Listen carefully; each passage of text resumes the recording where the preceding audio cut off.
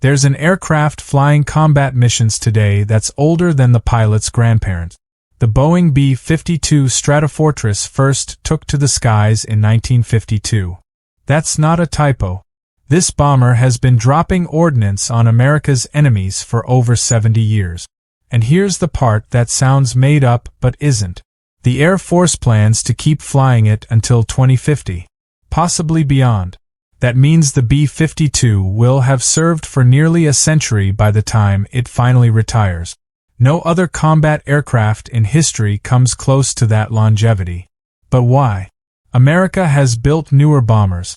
The sleek B-1 Lancer, the radar-invisible B-2 Spirit, the cutting-edge B-21 Raider just entering production.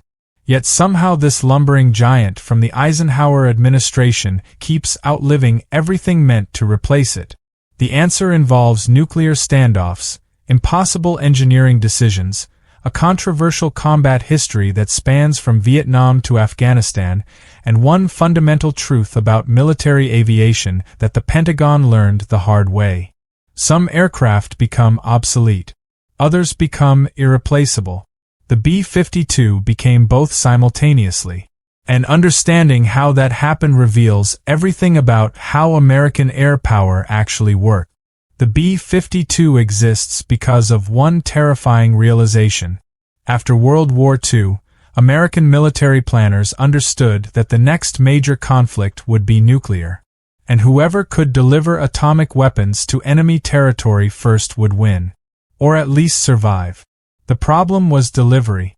In 1945, the only way to drop a nuclear bomb was from a manned aircraft.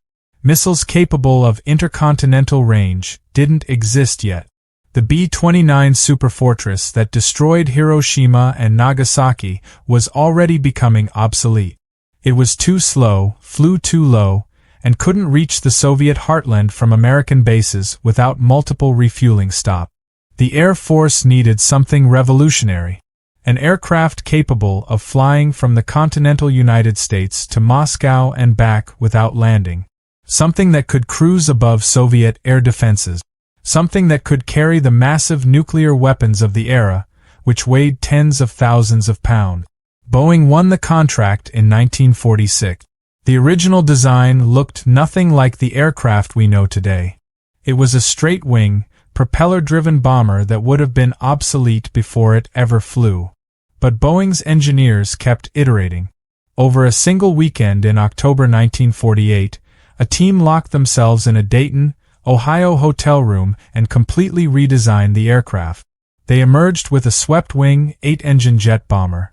The design that would become the B-52. The prototype flew for the first time on April 15, 1952. The Air Force was so impressed that they ordered the aircraft into mass production before testing was even complete. Between 1952 and 1962, Boeing built 744 B-52s across 8 different variants, from the B-52A through the B-52A. Only the B-52H remains in service today. And there are still 76 of them flying. The B-52H model entered service in 1961. Do the math. The youngest B-52 currently flying is over 60 years old. Some airframes have been in continuous service for the entire lifespan of multiple generations of pilots. This creates an almost philosophical question. If you replace enough components, is it still the same aircraft? The B-52s flying today share almost nothing with the aircraft that rolled off Boeing's production line in the early 1960s. Engines have been replaced. Avionics have been gutted and rebuilt multiple times. Weapon systems bear no resemblance to the original nuclear delivery configuration. The cockpit instruments have evolved from analog gauges to digital displays. Communication systems, navigation equipment, defensive countermeasures have all been upgraded repeatedly. But the basic airframe remains. The aluminum skin, the swept wings, the distinctive nose profile. The fundamental structure that gives the B-52 its shape hasn't changed because it didn't need to. Boeing's original engineers overbuilt the aircraft. They designed it with massive structural margins, capable of handling stresses far beyond what normal operations would require. This wasn't intentional future-proofing. They simply didn't trust their own calculations and added extra strength as insurance. That paranoid overengineering is why the B-52 is still flying. The airframe has enough structural life remaining to continue operations for decades more. Everything inside can be replaced. The skeleton endures. The B-52's most distinctive feature is its engine configuration. 8 turbofan engines mounted in 4 twin pods beneath the swept wings. No other operational aircraft uses this arrangement. There's a reason for that. It's horribly inefficient. When the B-52 was designed, jet engine technology was primitive. Individual engines didn't produce enough thrust to lift a fully loaded bomber. The solution was simple. Add more engines. 8 engines generating moderate thrust could do what 2 powerful engines couldn't. The original engines were Pratt & Whitney J57 turbojet. They were thirsty, smoky, and unreliable by modern standards.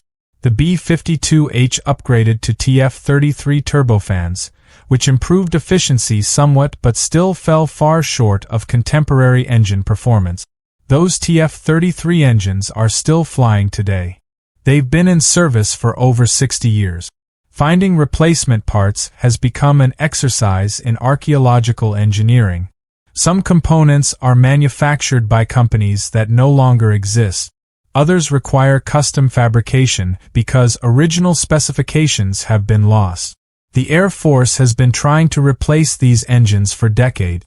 The current plan involves installing 8 new Rolls-Royce F-130 engines, which will dramatically improve fuel efficiency, reduce maintenance requirements, and extend the aircraft's operational range. This re-engining program is expected to cost over $11 billion and take until the 2030s to complete. 8 engines also create 8 times the maintenance burden, 8 times the fuel systems, 8 times the potential failure points. A modern bomber design would never use this configuration. But the B-52 wasn't designed for modern efficiency. It was designed for Cold War survival. And it survived. The B-52's original purpose was singular and terrifying: deliver thermonuclear weapons to the Soviet Union. Everything about the aircraft was optimized for this apocalyptic mission. During the height of the Cold War, B-52s maintained continuous airborne alert. Aircraft loaded with nuclear weapons flew 24-hour missions along routes that would allow immediate strikes on Soviet targets if ordered. This operation, called Chrome Dome, kept nuclear-armed bombers in the air at all times between 1960 and 1968. The logic was grimly simple. Bombers on the ground could be destroyed in a surprise Soviet attack. Bombers already airborne could retaliate even if every American air base was vaporized. The B-52 became the airborne leg of the nuclear triad, alongside ground-based intercontinental ballistic missiles and submarine-launched weapons. Pilots trained endlessly for missions they hoped would never happen. They memorized target coordinates in the Soviet Union. They practiced low-level penetration routes designed to evade radar. They understood that if they ever received authentic launch orders, they probably wouldn't be coming home. Not because they'd be shot down, but because there might be nothing left to come home to. The psychological weight was crushing. These weren't combat missions in any traditional sense. They were one-way tickets to participate in human extinction. Some pilots coped through dark humor. Others through rigid compartmentalization. Many struggled with the implications for the rest of their lives. Chrome Dome ended after 2 accidents involving nuclear weapons. In 1966, a B-52 collided with a refueling tanker over Spain, dropping 4 hydrogen bombs near the village of Palomares. In 1968, another B-52 crashed in Greenland, scattering nuclear material across the ice.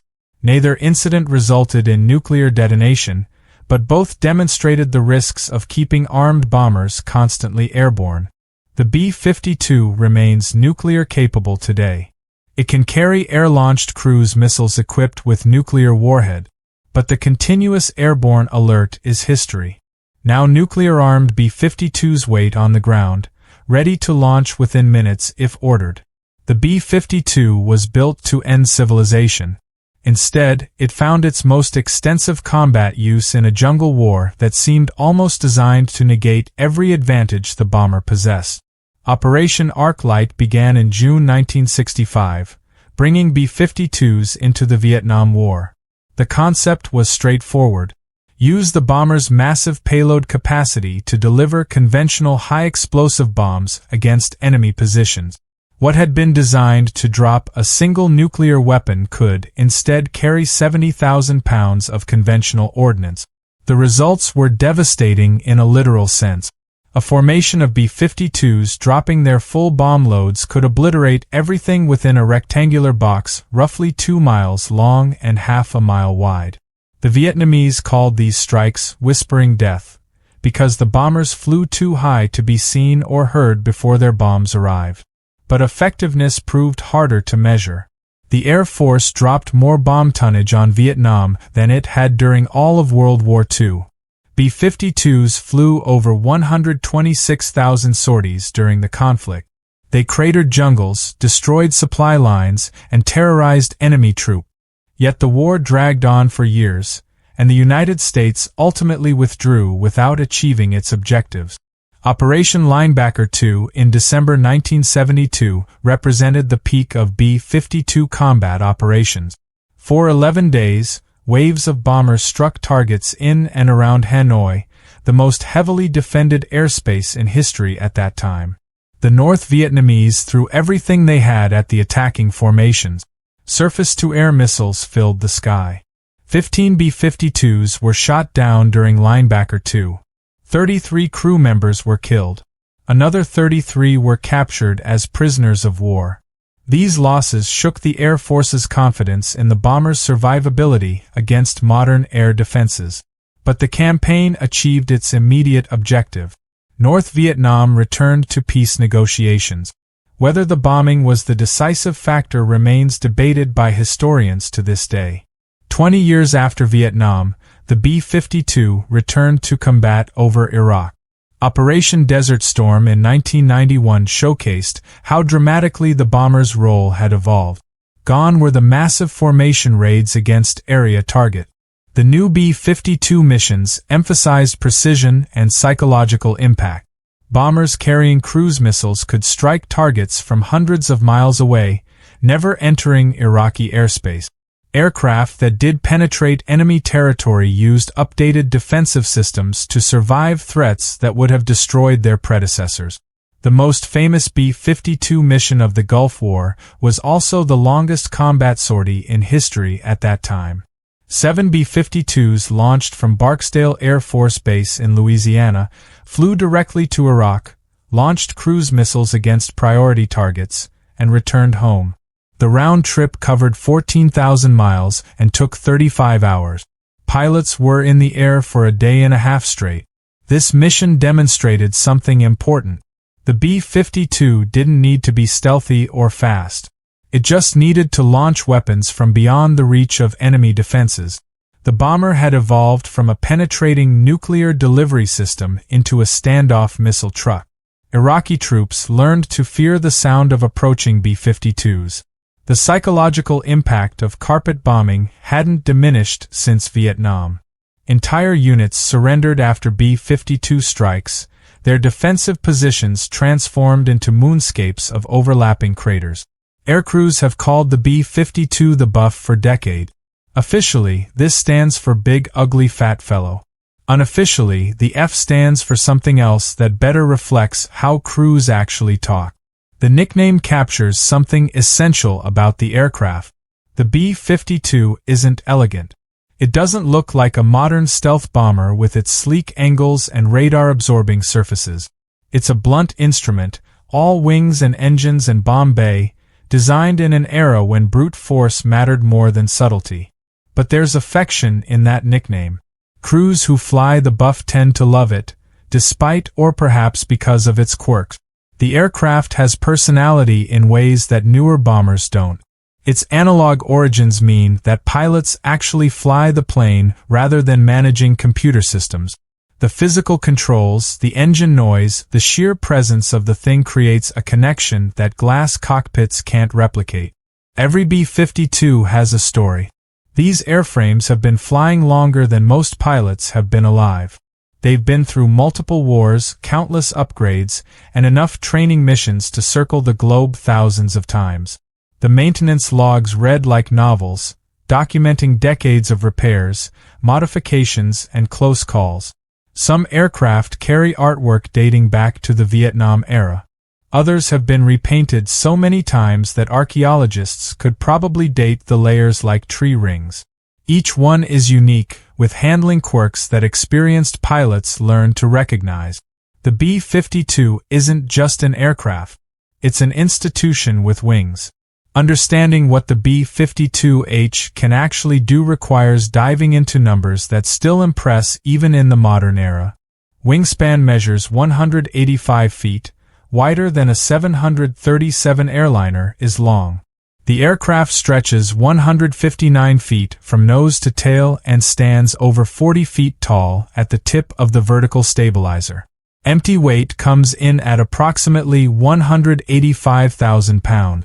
Maximum takeoff weight reaches 488,000 pounds, making it one of the heaviest aircraft ever to enter mass production.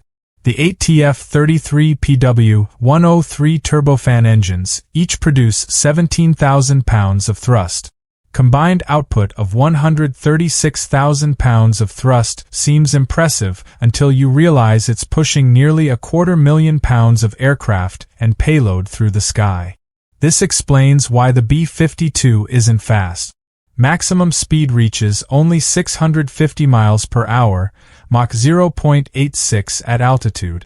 Modern fighters can more than double that. But speed isn't the point.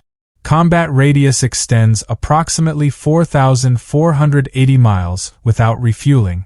With aerial refueling, the B-52 can reach anywhere on Earth. The aircraft has demonstrated this capability repeatedly, conducting strikes on targets halfway around the world and returning to home base without ever landing. Service ceiling reaches 50,000 feet, allowing the bomber to cruise above most weather and many air defense systems.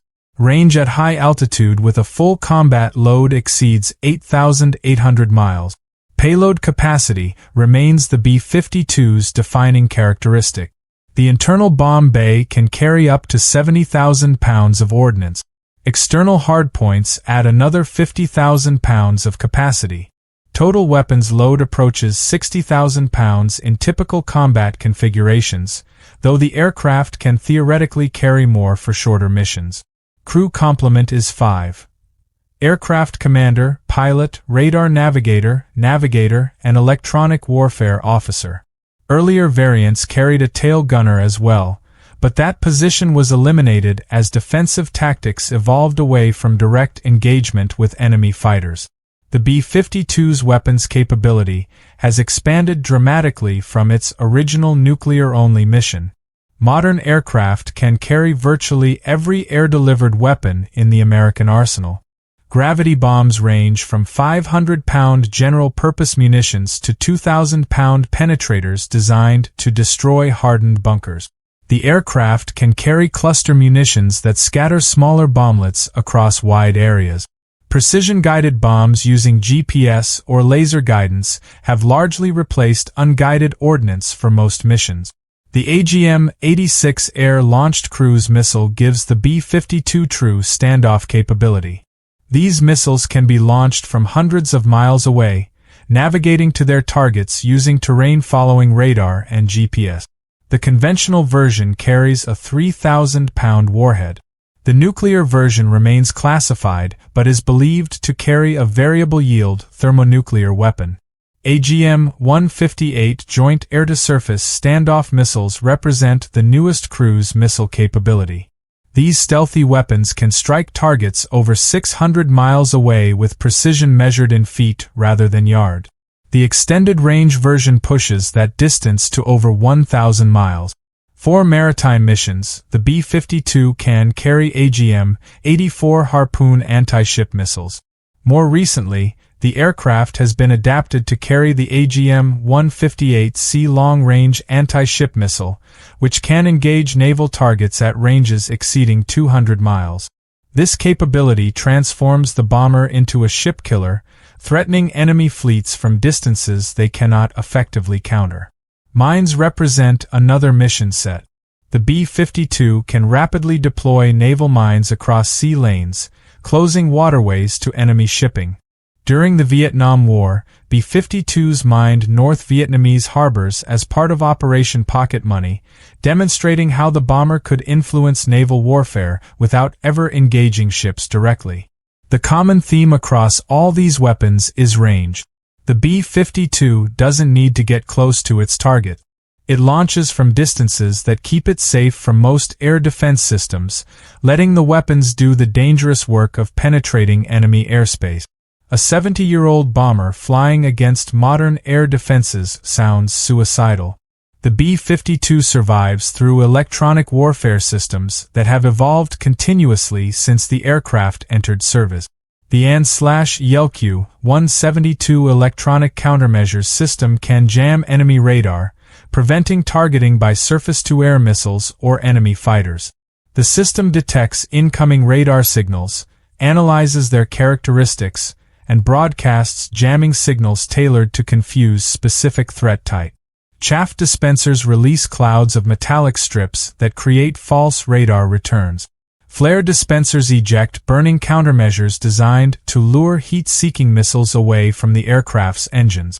These systems can be activated manually by the electronic warfare officer or automatically in response to detected threat. The AN/ALR-46 radar warning receiver alerts crews when enemy radar is tracking them. Different tones indicate different threat types and levels of danger. Pilots and electronic warfare officers learn to interpret these audio cues instantly, responding with appropriate countermeasures before enemy weapons can be launched. Newer systems include the AN/YLQ-221 Advanced Electronic Warfare Suite, which integrates multiple countermeasure systems into a coordinated defensive package. This upgrade reflects decades of lessons learned about what actually works against modern air defenses. But the B-52's primary defense isn't electronic. It's tactical. Modern B-52 missions keep the aircraft well away from enemy air defense systems. Standoff weapons launch from hundreds of miles away. Flight routes are planned to avoid known threat locations. The bomber operates in environments where air superiority has already been established by fighter aircraft and suppression of enemy air defense missions. When the B-52 can't avoid threats entirely, it relies on support. Fighter escorts, electronic warfare aircraft, and anti-radar missiles clear the path. The bomber rarely operates alone in contested airspace. Flying a B-52 is unlike any other experience in military aviation. Missions routinely last 10 to 12 hours. Some extend to 20 hours or more. Crew members must manage fatigue, maintain focus, and remain ready for action during flights longer than most people stay awake. The aircraft has limited provisions for rest.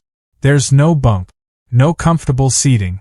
Just 5 crew stations in a noisy, vibrating aluminum tube. The cockpit sits remarkably high above the ground, giving pilots an unusual perspective during taxi and takeoff. The nose gear is so far forward that the aircraft seems to balance precariously on its main landing gear. This configuration requires unusual landing technique. Pilots must manage crosswinds carefully to avoid dragging the wing-mounted outrigger gear. Those outrigger gears, small wheels mounted near the wingtips, exist because the wings flex so dramatically during flight. On the ground, they prevent the wingtips from scraping the runway. In the air, the wings can flex upward by several feet under full fuel load. First-time passengers often panic watching the wings bend, assuming something is breaking. Experienced crews barely notice. Communication between crew stations relies on the intercom system. The 5 crew members can speak to each other, coordinate actions, and share information without radio transmissions that enemy forces might intercept. Building crew coordination takes months of training. Effective B-52 crews function as single organisms, anticipating each other's actions without conscious thought. The navigator and radar navigator work in a downstairs compartment, physically separated from the pilot. They manage weapons delivery, terrain avoidance, and much of the mission planning that occurs in flight. This separation creates unique challenges. The pilots can't see what the navigators are doing. The navigators can't see out the windows. Trust becomes essential. Of the 744 B-52s built, only 76 remain in active service. Where did the rest go? Most went to Davis-Monthan Air Force Base in Arizona, where the Aerospace Maintenance and Regeneration Group maintains the world's largest aircraft boneyard. Rows of decommissioned B-52s bake in the desert sun, their aluminum slowly oxidizing in the dry climate that preserves them better than any other environment. Under arms control treaties with Russia, many B-52s were destroyed in ways that could be verified by satellite. Aircraft were cut into pieces using enormous guillotines. Wings separated from fuselages. Fuselages sliced into sections. The destruction was photographed and transmitted to Soviet observers as proof that America was complying with treaty obligations. These images became iconic representations of arms control in action. Massive bombers that once threatened nuclear annihilation reduced to aluminum scrap by their own country in the name of peace. But the boneyard isn't just a graveyard. It's also a parts warehouse. When operational B-52s need components that are no longer manufactured, maintenance crews turn to the stored aircraft. Wings, engines, landing gear, avionics boxes, wiring harnesses, anything usable gets stripped from the decommissioned bombers and installed in flying aircraft. This cannibalization has kept the B-52 fleet operational long past when parts availability should have grounded it. Some components in flying aircraft might have originally been installed in bombers that were retired decades ago. The planes stay alive by consuming their dead. The B-52 flying today would be barely recognizable to a 1960s crew. Almost every system has been upgraded, replaced, or modernized at least once. The offensive avionics system upgrade in the 1980s replaced analog bombing computers with digital systems capable of precision weapon delivery. What had been a carpet bomber became capable of hitting specific buildings with guided munitions. GPS navigation eliminated the need for celestial navigation and dead reckoning that original crews relied upon. Modern B-52s know their position within meters, compared to the miles of uncertainty that earlier navigators accepted. Data link systems allow B-52s to receive targeting information in flight. A bomber can launch without knowing its specific targets, receiving coordinates en route as the tactical situation develops. This flexibility was impossible with earlier communication systems. The current modernization effort focuses on several major programs. Radar modernization will replace the AN/APQ-166 with an active electronically scanned array radar.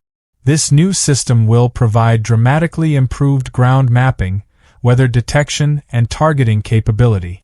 The already mentioned engine replacement program will install new Rolls-Royce engines, improving efficiency by up to 40% and reducing maintenance requirements. Internal weapons bay modifications will allow the B-52 to carry larger weapons internally, including hypersonic missiles currently under development. The existing rotary launcher will be replaced with a new system capable of handling these advanced munitions. Communication upgrades will ensure the B-52 can operate within modern networked combat environments, sharing data with fighters, drones, satellites, and ground controllers. By the time all these upgrades are complete, the B-52 will be more capable than at any point in its history. Only the basic airframe will remain from the original 1960s aircraft. The Air Force has been trying to replace the B-52 for over 50 years. Every attempt has failed. The B-1 Lancer was supposed to be the successor.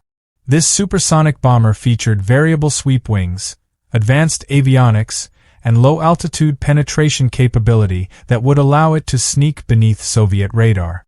President Carter canceled the program in 1977, arguing that cruise missiles made manned bombers obsolete. President Reagan revived it in 1981. The B-1 finally entered service in 1986. But the B-1 never replaced the B-52. It supplemented the fleet without making the older bomber obsolete. The B-1's mechanical complexity created maintenance nightmares. Its operating costs exceeded projections.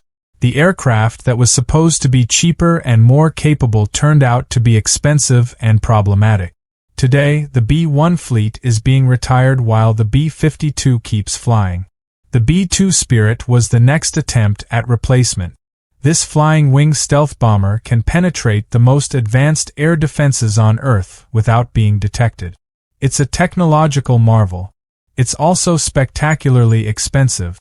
Only 21 were built, at a cost of over $2 billion each. The Air Force wanted 132.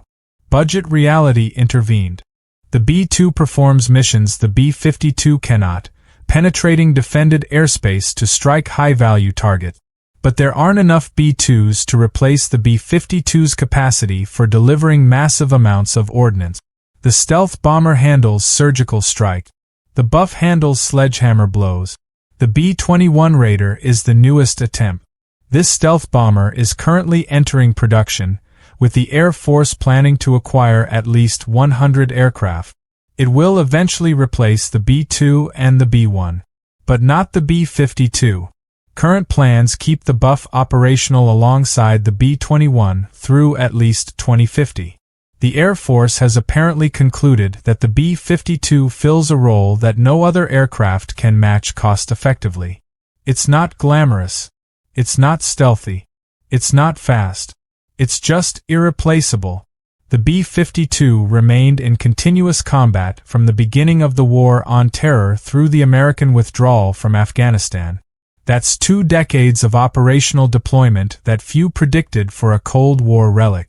In Afghanistan, B-52s provided close air support for ground troops. The same aircraft designed to vaporize Soviet cities dropped precision-guided bombs on Taliban positions, sometimes within hundreds of yards of friendly forces.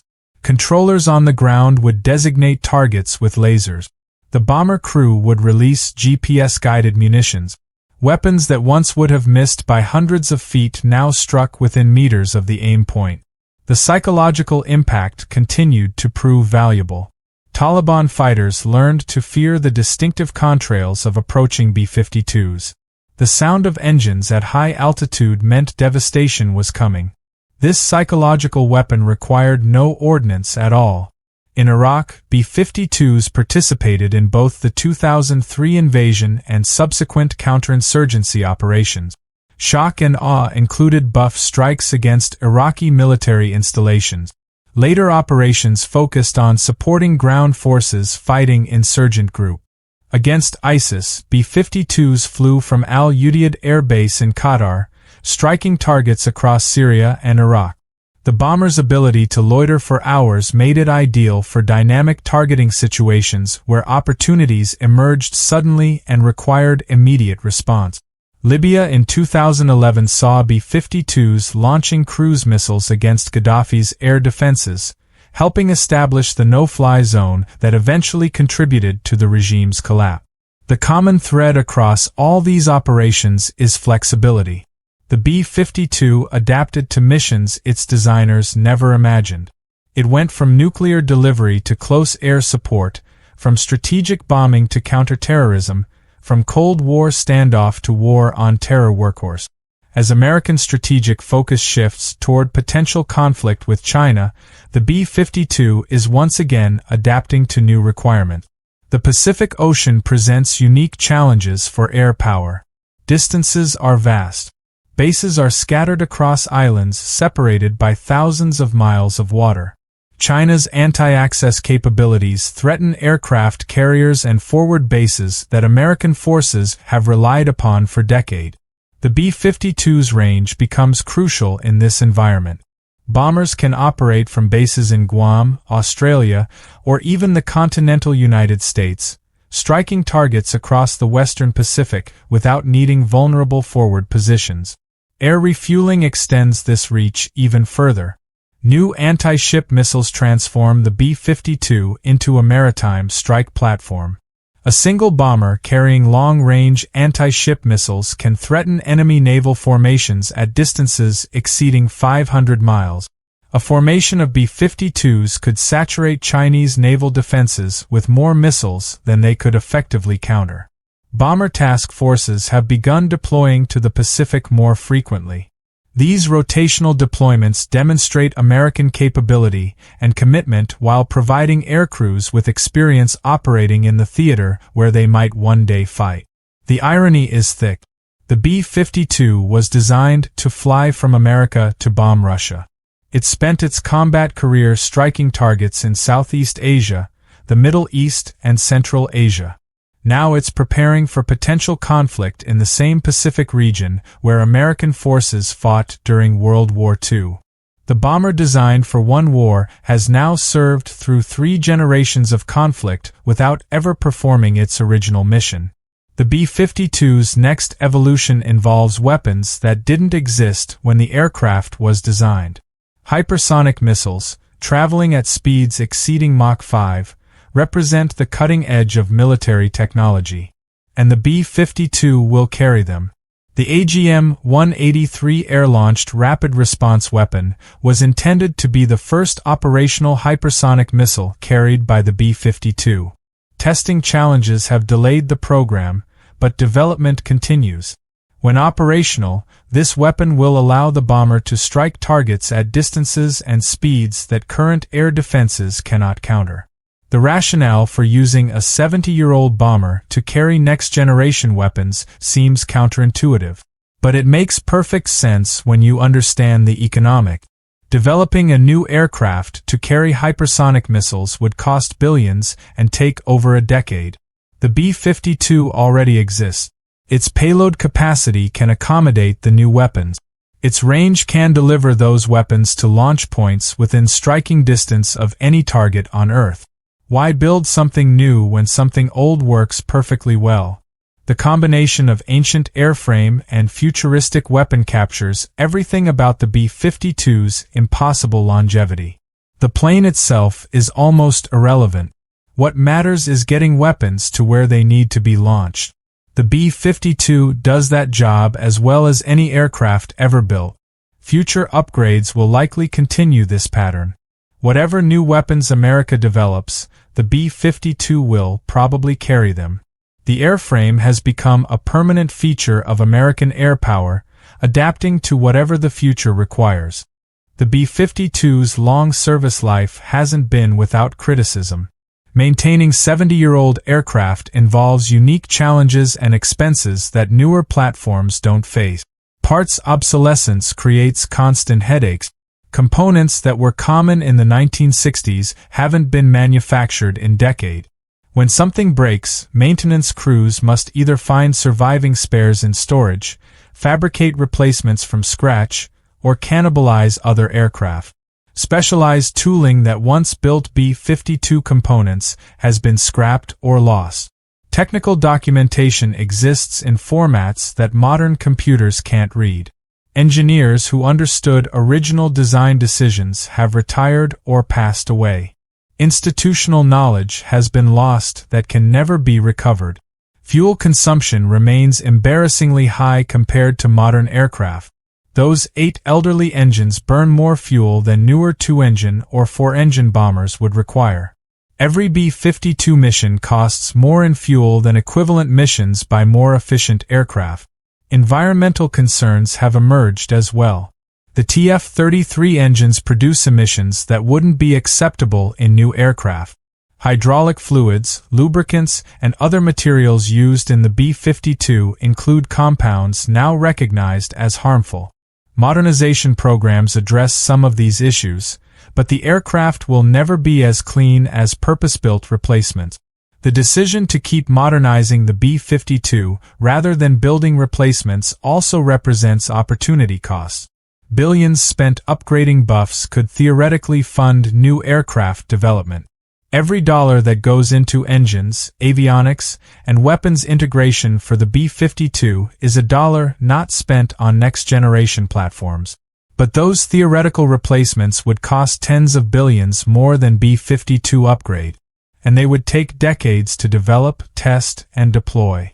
The buff continues flying because the alternatives are worse. The B-52 Stratofortress will celebrate its 100th birthday in service. Let that sink in. An aircraft designed during the Truman administration will still be flying combat missions when children born today have grandchildren of their own. No one planned for this.